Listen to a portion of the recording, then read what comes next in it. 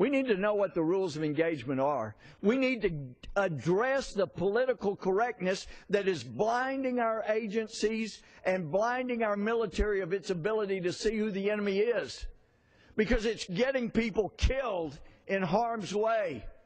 When you refuse to acknowledge that the Afghans you're training may be willing to turn their guns you're training them on and kill you, just as Aggie friend had happened here recently in Afghanistan, what they call a green-on-blue killing, until we recognize that and recognize who our enemy is, and that our enemy can be among us, and that our enemy can be in uniforms that we're supposed to be friendly with, then more Americans are going to be killed needlessly.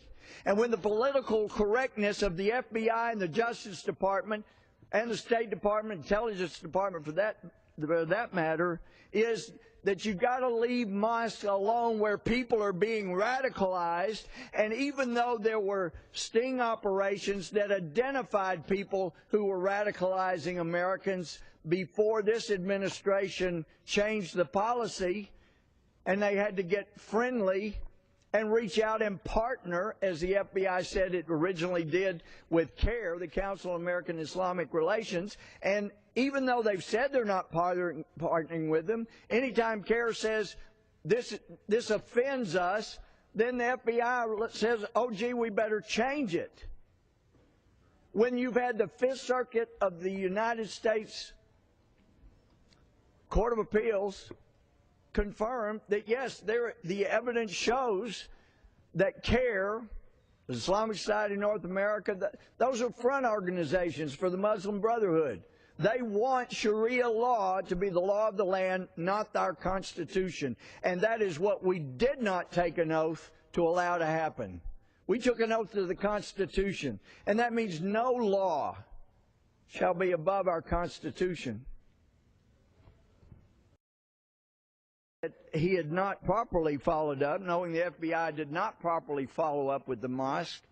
I then asked about the mosque that was started, there are a couple of them, started by the Islamic Society of Boston.